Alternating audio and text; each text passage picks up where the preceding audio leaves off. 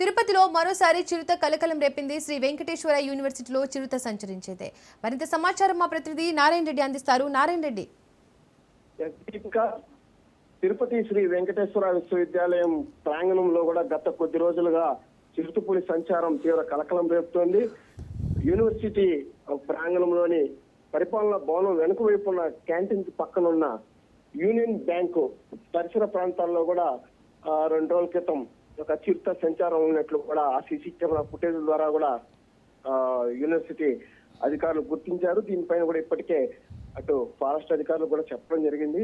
మరోవైపు శేషాచల అటవీ ప్రాంతానికి సమీపంలో కూడా ఈ యొక్క యూనివర్సిటీ ఉండడం వల్ల కూడా తరచూ చిరుతపులులు అక్కడికి రావడం కూడా జరుగుతుంది. ప్రధానంగా యూనివర్సిటీలోని ఎవరైతే ఈ యొక్క స్టాఫ్ క్వార్టర్స్ ఉందో ఆ క్వార్టర్స్ లో వాళ్ళు కూడా ఆ యొక్క వేస్ట్ పదార్థాలని అదేవిధంగా ఆ తినుబండారాలను కూడా అక్కడ వేయడం వల్ల వాటి కోసం యొక్క కుక్కలు జింకలు ఇవన్నీ రావడం, వీటి కోసం చిరుతపులులు రావడం కూడా తరచూ పరిపాటు అయింది. ఈ క్రమంలోనే గతంలో కూడా ఏదైతే ఇప్పుడు ఆ చిరుతపులి సంచారం ఉందో ఆ ప్రాంతంలో కూడా గతంలో ఓ బోన్ ఏర్పాటు చేసి ఓ చిరుతపులిని కూడా బంధించడం కూడా జరిగింది.